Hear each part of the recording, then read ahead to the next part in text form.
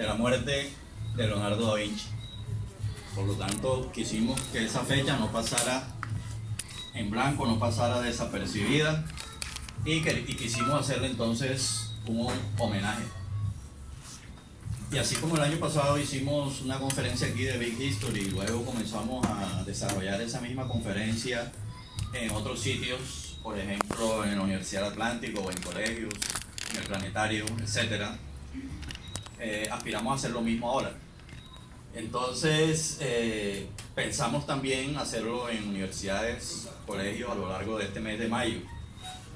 Entre otras cosas, el 2 de mayo es en calendario juliano, o sea que en calendario gregoriano, que es el nuestro, sería como el 12 de mayo, porque en el siglo XVI eran como 10 días de diferencia. Bueno, el punto es que mayo tiene que ser el mes de Leonardo da Vinci y una oportunidad para acercarnos a ese personaje y también a esa época. Ambas cosas aspiramos a hacer. El otro ingrediente hoy es que me acompaña Álvaro Suescún, que vamos a hacer, yo le dije, hagamos eso a la limón, como dicen en España para el toreo, cuando torean dos. Porque en los años 90 yo hacía eso con Diego Marín Contreras, en el programa El Sonar del Búho. Él hacía el arte, yo hacía ciencia, y hablábamos de historia de la ciencia, historia del arte en la misma época. Escogíamos un siglo y comenzábamos a echar carreta ahí, pero ubicando esos dos aspectos, el arte y la ciencia relacionados. Bueno, vamos a hacerlo entonces a la limón, pero como no hemos tenido tiempo así como de coordinar mucho, de todas maneras voy a hacer una parte, Álvaro hace otra, y luego en la conversación pues ahí integramos todo. De todas maneras es imposible abarcar a Da Vinci, así que toca a uno hacer como un resumen. Lo primero es que eso es un error, eso de separar arte y ciencia va contra Da Vinci, porque Leonardo no separaba esas dos cosas, o sea, no tenía en su mente esa división que nosotros tenemos, y además bastante tajante, entre el arte y la ciencia.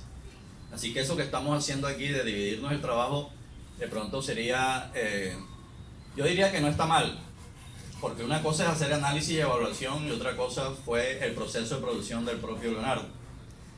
Pero sí hay que tener en cuenta que cuando se haga análisis y evaluación de arte o análisis y evaluación de la parte de historia de la ciencia, el personaje como tal no tenía esa división.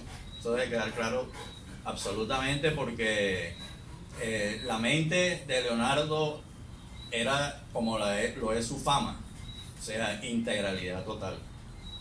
Y además estaba en la época, eso era parte de la época. Leonardo pintó no muchas obras, creo que ese es el tema principal que va a desarrollar Álvaro, pero pintó muchos dibujos. Entonces hay menos de 20 pinturas, pero más de 7.200 páginas conservadas, y aproximadamente se calcula unas 30.000 páginas de dibujos de Leonardo da Vinci que se han perdido, o sea, 3/4 partes se han perdido, y solo conocemos si acaso el 25%, pero es bastante. 7.200 páginas que son densas, porque en cada paginita el tipo pintaba algo, escribía algo, al rato usaba ese mismo papel para otra cosa, y entonces en una página uno puede encontrar 10 temas distintos. Y eso se ha reunido no ahora, sino a lo largo de varios siglos en 25 códices que están en 5 países distintos. O sea que es una obra que está distribuida, pero hay personas, no muchos, unas cuantas decenas de personas especializadas en Leonardo da Vinci que persiguen esos originales, los estudian minuciosamente en los sitios en los cuales se encuentran en Estados Unidos, en Inglaterra, en Francia, España e Italia. Bueno, en todo caso ahí dice Walter Isaacson. Ese es la biografía que salió recientemente. Walter Isaacson es un autor de biografías, fundamentalmente, este periodista. Sacó la biografía de Einstein, que se utilizó en la serie Genius de Nat Geo. Si ustedes vieron la serie, está basada en el libro sobre Albert Einstein de Walter Isaacson. Y Walter Isaacson, aunque firma él solo, es un equipo de investigación y hacen un trabajo muy bueno. También hizo algo sobre Steve Jobs. Por cierto, él cuenta que Steve Jobs, del medio de la informática, fue más difícil reconstruir la historia de Steve Jobs estando vivo y en plena época actual porque los emails se han perdido. En cambio, los papeles de Leonardo al menos tenemos el 25% ahí. Hay menos del 25% de los emails y demás documentos de Steve Jobs. Fue más fácil en ese sentido reconstruir algo antiguo que esto de ahora, que es efímero. O sea, nosotros escribimos mucho, pero eso que estamos escribiendo se lo lleva el viento de la informática y desaparece al cabo de un tiempo o queda refundido quién sabe en dónde. Entonces, gran parte de lo que vamos a hablar está en la biografía de Leonardo da Vinci de Walter Isaacson, que yo recomiendo, y casi que podría decir que esta charla es una invitación a leerlo, fundamentalmente. En Taschen hay un libro relativamente barato, vale como 70,000 pesos, que tiene como 700 de los dibujos de Da Vinci. O sea que uno puede acceder a esos dibujos al menos al 10% de esas 7,000 y pico de páginas y no a un precio muy elevado, en un papel de alta calidad, y lo pueden conseguir en Panamericano. Tenemos también el libro de Marcel Brion, que es una biografía del año 1952. Entonces lo interesante es que entre la biografía de Walter Isaacson 2018 y la de 1952 hay grandes diferencias. Eso quiere decir que la historia avanza. O sea, están hablando de lo mismo, pero han aparecido una gran cantidad de información, entre otras cosas, gracias a la tecnología, que podemos hasta explorar lo que hay detrás de la pintura de un cuadro. Y además de eso, porque han aparecido cosas que estaban perdidas, como los códices de Madrid que aparecieron en 1965. Y Isaacson habla de otro papel que apareció en el año 2016. O sea que todavía están apareciendo cosas de Leonardo que andan por ahí, porque su obra, digamos, se distribuyó y se repartió, se refundió, pasó de un coleccionista a otro, de una persona a otra, y puede estar en cualquier parte. Y a veces sucede lo que pasa muchas veces, ¿no? Que la persona que lo tiene no sabe lo que tiene, y a veces va a venderlo por 3 pesos y resulta que lo que tiene es una obra de estas incunables extraordinarias. Y el otro libro de Leonardo Venegas es un libro colombiano, es un poco literario, poético, pero de lo poco que se ha producido en Colombia sobre Leonardo da Vinci.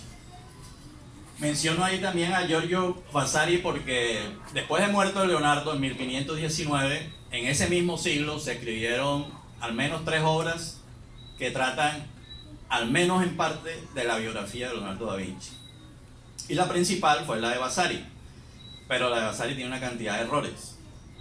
Sin embargo, durante siglos, el conocimiento que tenía la gente de Leonardo da Vinci era a través, principalmente, de la perspectiva y la visión de Vasari.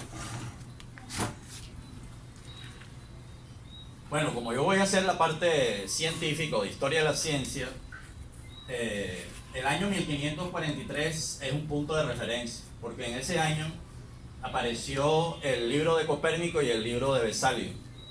El libro de Copérnico, pues, contra Ptolomeo, planteando la teoría heliocéntrica, y el libro de Vesalio contra Galeno, planteando una anatomía remozada, una anatomía corregida, ambos criticando lo clásico.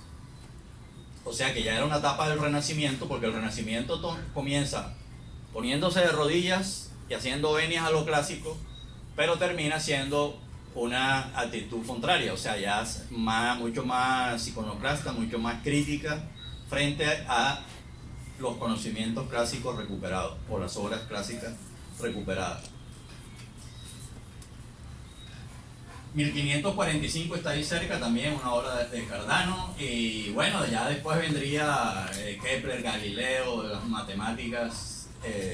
La revolución científica entonces básicamente se dio en anatomía, en astronomía, en física y en matemática, en esos 4 campos, en el siglo XVI y XVII. La química tendría que esperar todavía un tiempo, y otras, las ciencias sociales todavía más, etc. Pero el tema es el siguiente: cuando se habla de revolución científica se quiere decir que hay una revolución, o sea, hay un cambio drástico, un cambio abrupto, una discontinuidad en el proceso del conocimiento. Entonces los historiadores se dividen en dos: los que dicen que hay continuidad y los que dicen que no hay continuidad, sino revolución. Yo me caso más bien con los que dicen que sí hubo una revolución científica. El problema es que cuando uno se casa con la idea de revolución científica, a uno le entra una especie de síndrome de Adán que llaman en política, y es que cree que antes de eso, lo de antes no servía para nada, o que en la Edad Media no se hizo nada, y no es así. Aún si uno adopta la idea de que hubo una revolución científica en el siglo XVI, uno tiene que aceptar también que hubo una cantidad de antecedentes. Desde el siglo XIII, XII, XIII, XIV y XV, la Edad Media dejó de ser eso que muchas veces la Ilustración propagandió, que era una supuesta edad oscura. Allí surgieron las universidades, surgió el arte, surgió la escolástica con el desarrollo de la lógica, surgió grandes desarrollos de la arquitectura, como el arte gótico, que a Leonardo no le gustaba, como Notre Dame, por ejemplo, y surgió también diversas formas de experimentación, no necesariamente científicas. La alquimia era una forma de experimentación, pero no necesariamente científica. Pero además eso estaba pasando en Europa, pero al mismo tiempo, digamos que la vanguardia del conocimiento no estaba en Europa, la vanguardia la tenían los árabes, la tenía el mundo musulmán. La tenía Damasco, la tenía Toledo, la tenía otras ciudades o de lengua árabe, o en todo caso bajo la religión islámica. Sevilla, el sur de España, básicamente, y la parte de Siria, o sea, el Levante, el oriente del Mediterráneo, Bagdad también.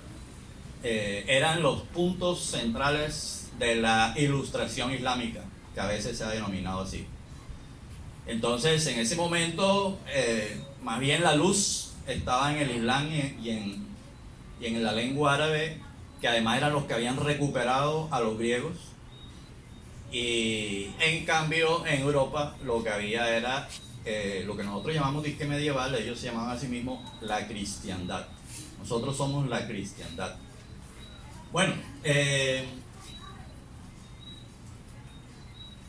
Leonardo nació en 1452, murió en 1519, estamos celebrando los 500 años, eso quiere decir que vivió ¿cuántos años? 67, está muy bien en matemáticas. Entonces, 67 años, varios de los personajes de la época, estuve mirando, casi todos vivían aproximadamente, tenían esa longevidad. Bueno,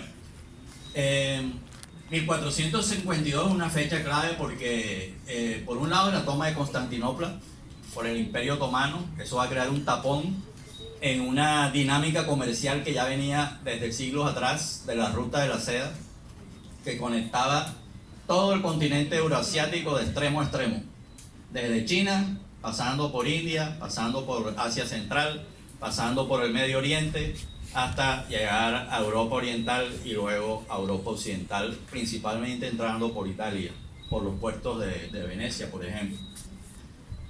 Y en ese mismo año también se inventa la imprenta, que en realidad, en cierto sentido, ya lo habían inventado los chinos desde hace como 500 años atrás, pero los chinos, en primer lugar, hacían como unos sellos de madera para imprimir uno por uno, o sea que no era una plancha. Además, no tenían abecedario, entonces había que imprimir esos signos uno por uno, y eso no tiene la misma productividad que en cambio va a tener el sistema de Gutenberg. O sea que Leonardo nace preciso en una época donde van a empezar los libros, y va a empezar la propiedad intelectual, y va a cambiar el idioma que predomina. El idioma culto hasta la imprenta era el latín.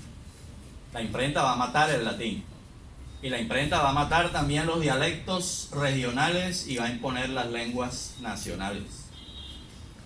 Es la época de las repúblicas en Italia, que es una cosa interesante porque faltaban 300 años para la Revolución Francesa, faltaban 200 años para la Revolución Inglesa. Sin embargo, en esta ciudad, yo voy a hablar de Italia y voy a hablar de Alemania, pero obvio, esos nombres corresponden al presente o al siglo XX. En esa época no existía Italia, no existía Alemania, sino estaba era la República de Venecia, la República de Milán o el Ducado de Milán o la República de Florencia. Francia sí, tenía rey, y estaba el imperio, el Sacro Imperio Romano Germánico, que es una cosa ahí, o sea, no hay ninguna clasificación en la cual encaje ese, entre comillas, imperio, porque ni era imperio, ni era república, ni era nada de las clasificaciones que nosotros usualmente tenemos. Pero sin embargo fue algo que unió el norte anglosajón con el Mediterráneo. Florencia incluso estuvo en parte a veces bajo esa especie de confederación que era el Sacro Imperio, y por lo tanto había una conexión con Alemania. Entonces estamos hablando de esa zona de Italia que ustedes ven aquí. Los montes Apeninos atraviesan por ahí, es una zona montañosa, pero esos montes no son los Alpes, o sea, no son tan altos, pero es una zona, una orografía arrugada, y está en el río Arno, que después llega a Pisa, río abajo. Entonces, alrededor de ese río van a pasar ciertas cosas durante la vida de él. Y está Milán, que está más al norte, donde también va a haber una gran influencia en la vida de Leonardo da Vinci, porque allí pasó 17 años. Igual que hoy, Italia estaba dividido en un norte y el sur. El sur estuvo bajo el imperio bizantino, para esa época estaba bajo el dominio de Aragón. Entonces, bueno, en esa época también se utilizaban mucho los matrimonios y esos intercambios a nivel de la nobleza para crear una geopolítica. La geopolítica variaba mucho y el mapa variaba mucho todo el tiempo. Seguramente ustedes han escuchado de esta familia, esta dinastía, que eran, digamos, los señores de Florencia, y como eran los Visconti en Milán. Y lo interesante entonces en estas repúblicas no eran democráticas, eran repúblicas aristocráticas, pero había gente que eran de la burguesía. O sea, había artesanos, había comerciantes y había banqueros. Otras cosas, por ahí me enteré que hicieron una revolución en la contabilidad, en la contaduría. Ellos crearon la partida doble y crearon la contabilidad moderna, nació también ahí. Además tenían un factor, el gran poderío de los Medici era el bancario. Crearon un banco que no era el único, y ese banco tuvo sucursales en un poco de partes de Europa. La clave era la moneda, el florín, que después será moneda en Flandes, en Holanda, e incluso si ustedes cogen de aquí la Guajira, ahí enfrente está, un poquito más allá de la Guajira, está Aruba. ¿Cuál es la moneda de Aruba? Todavía el florín. Esos florines nacieron en Florencia y era una moneda de oro de muy buena calidad, y eso fue parte de la clave de esta especie de poderío de la familia Medici.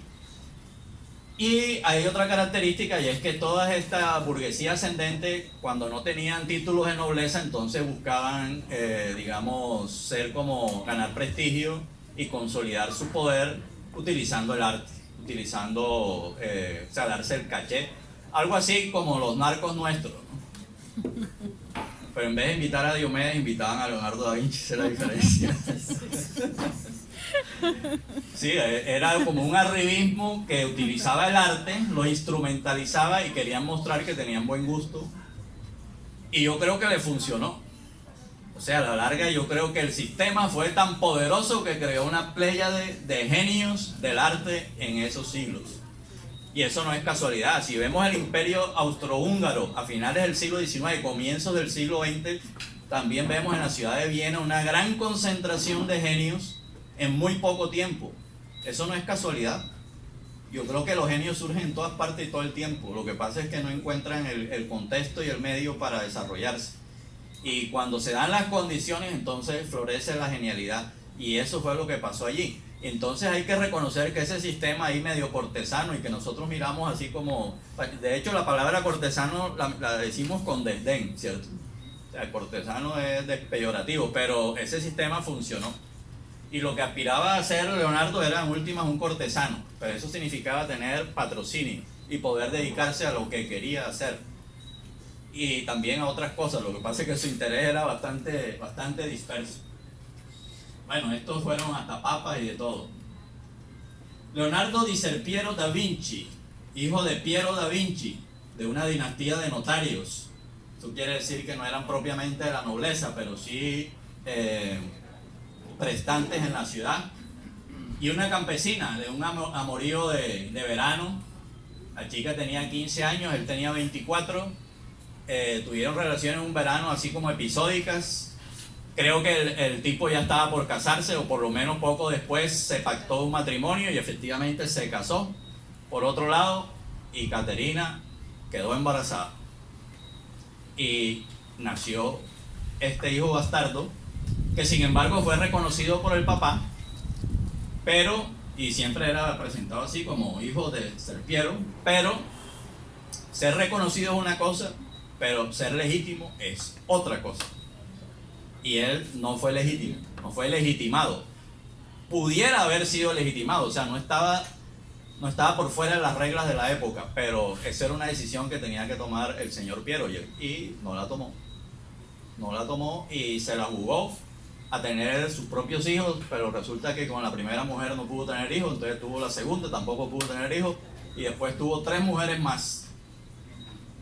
Mientras tanto, le consiguió marido, porque eso es lo que dicen, le consiguió marido a Caterina, que era un señor que trabajaba con la familia del papá de Leonardo. Y ella tuvo 5 hijos después, el papá tuvo 11 hijos después, o sea que Leonardo tuvo 11 más 5, 16 hermanos, pero mucho menores que él. Sobre todo los del lado del papá fueron 20 y pico de años menores que él, y con ellos sin embargo hubo disputa por cuestiones de herencia y ese tipo, porque Leonardo no heredó de su papá, heredó de su tío, que era un muchacho mucho más joven que el papá y que durante su crianza tuvo muy buena relación con Leonardo. O sea, un pelado de 17 años con un niño de 5 años, y salían a pasear y a jugar y le enseñaba cosas y todo eso, y entonces la relación con el tío fue muy buena. Bueno, pues yo hablo ahí de bastardo, zurdo, homosexual y vegetariano, ¿cómo les parece? Era zurdo también. Cuatro características que tienen algo en común, ¿cierto? Todas se salen de lo que llamamos lo normal, se salen de la normalidad por algún lado, pero se salen. Bastardo, ya lo dijimos, eso va a tener cierta significación en la vida de Leonardo. No era un obstáculo insalvable, pero sí le limitaba, sí era una limitante. Sin embargo, digamos que fue muy bueno, porque si Leonardo hubiera sido notario, o sea, legítimo, le hubiera tocado ser notario y allí se hubiera perdido para la historia. Entonces mejor que hubiera seguido bastardo.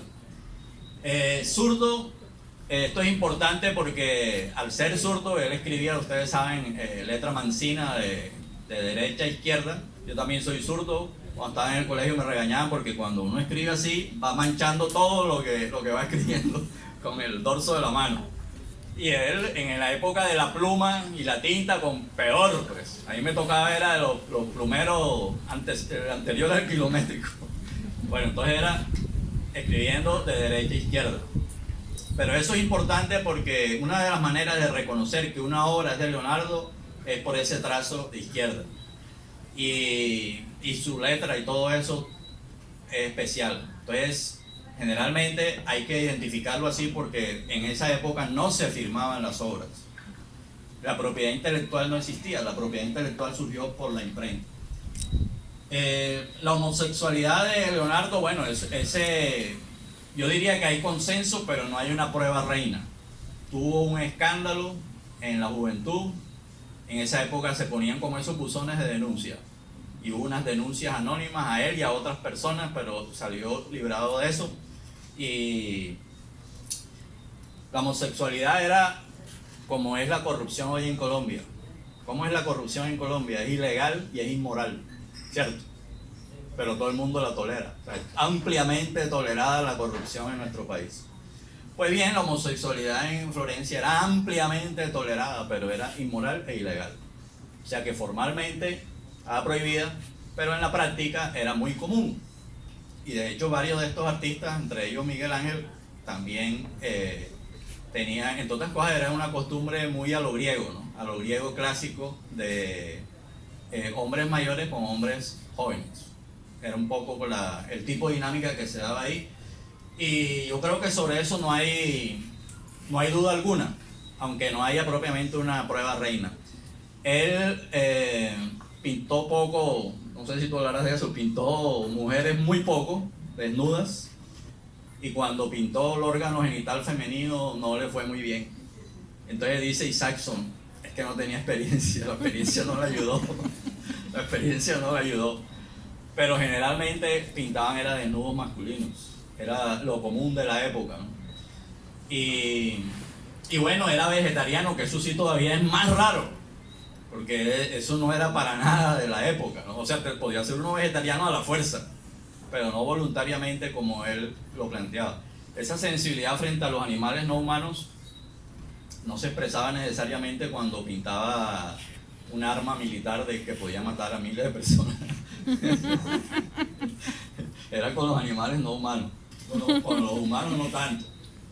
Bueno, esa infancia campesina fue muy importante porque es su naturalismo, su manera de vivir de la experiencia. Entonces él no aprendió latín, él no aprendió el platonismo, él no estudió en academia, él estaba por fuera de la escolástica, por fuera del neoplatonismo, por fuera de esas corrientes de gentes cultas y de pensamiento culto que inundaban las ciudades italianas de la época.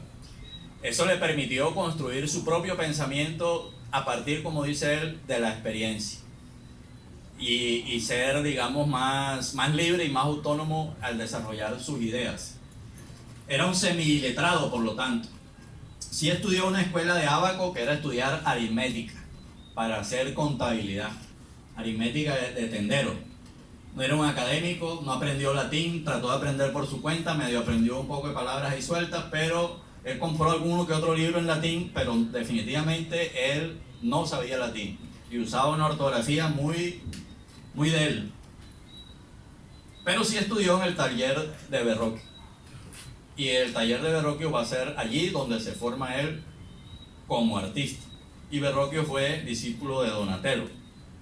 Si nos vamos a las tortugas ninja, entonces el más viejo sería Donatello. Y 2 generaciones después, Leonardo. Después Miguel Ángel. Y después, ¿cuál? Rafael.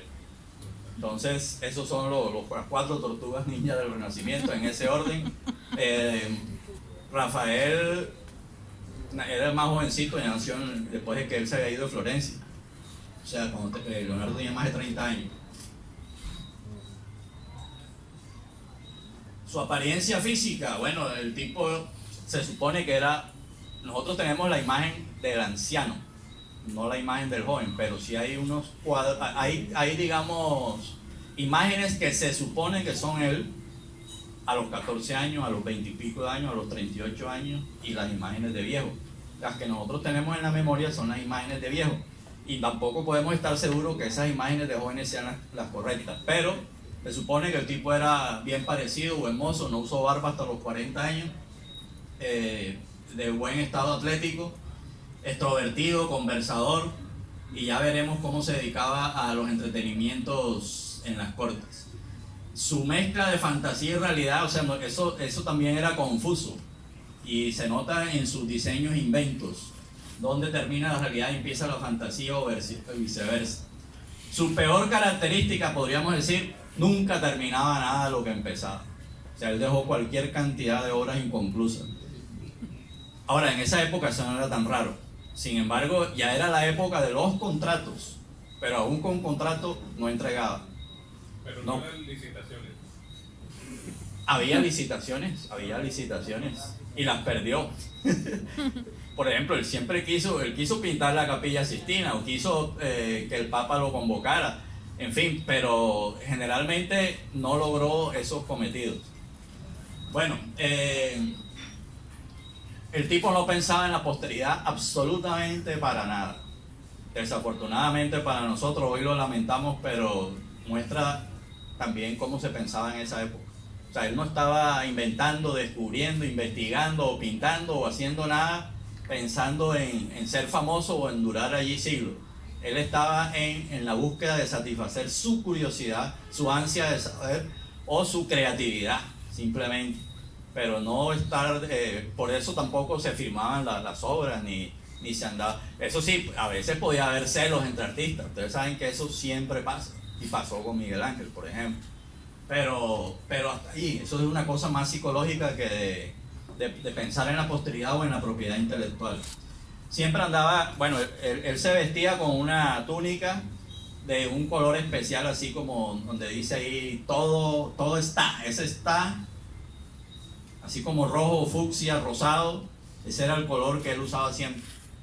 Así lo pintó Rafael, por ejemplo, cuando pintó la Academia, el Platón de la Academia de Rafael se supone que es Leonardo, lo cual es irónico porque no era platónico, pero le tocó, lo pusieron ahí de hacer el papel. Entonces aparece con esa túnica rosada, pero entonces no lo usaba hasta abajo como todo el mundo, sino hasta acá, porque el tipo también fue diseñador, podríamos decir diseñador de modas, pero bueno, diseñador, usaba los textiles, practicaba con los tintes, hasta el teñido de pelo estuvo en alguna ocasión tratando de inventar ahí.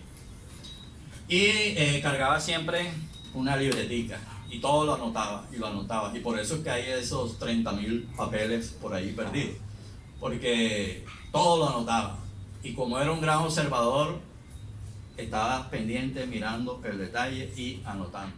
Con la perspectiva de algún día publicar o de algún día reunir, recopilar, organizar y publicar, pero eso tampoco lo hizo. Esa es de las tantas cosas inconclusas que él dejó. Y era un organizador de fiestas, fíjense ustedes. Casi que gran parte de su labor fue organizar espectáculos. Y eso, muchas de sus máquinas que nosotros creemos que son inventos para ser usados en la realidad, para volar de verdad, en realidad era para volar en un escenario, para aparentar que volaba. Es decir, el tipo era lo que hoy llamaríamos productor de efectos especiales y productor de gadgets, o sea, crear todo tipo de artefactos que hicieran cosas que llamaran la atención para la diversión de la gente que acudía a esos grandes espectáculos. Espectáculos que eran una mezcla de teatro, circo, danza. Bueno, eso era una revoltura que no entra tampoco en nuestras clasificaciones actuales. Podemos dividir su vida entonces como en 3 grandes periodos. Esto es bueno para esquematizarlo. Los primeros 30 años, que es su proceso de aprendizaje en Florencia. Luego se va a Milán y durante 17, 18 años va a tener su etapa de alta productividad y estabilidad. Y por último, su etapa de madurez, que también fue interesante, sobre todo desde la ciencia fue muy interesante. La Última Cena es de la segunda etapa y de la tercera es la Mona Lisa. Pero ya la última etapa hubo como mucha inestabilidad, cambiando de ciudad, en Roma, en Florencia, en Milán otra vez, estuvo en Venecia, estuvo en Mantua, al final terminó en Francia. Entonces, rotando por muchas partes. Esos son como los 3 periodos. Pasó por todos estos mecenas, los Medici, los Sforza en Milán, César Borgia, que es el príncipe de Maquiavelo, Luis XII de Francia, pero dominando en Milán, León X, que en realidad es un Medici. Para ser papa no necesitaba nada, tener poder económico, tener poder militar, no necesitaba ser ni sacerdote siquiera, hubo papas que no eran sacerdotes. Entonces uno de los Medici fue el único de los papas. Pasaron 10 papas durante la vida de Leonardo, el único de esos que lo contrató, lo trató de contratarlo fue y se lo llevó.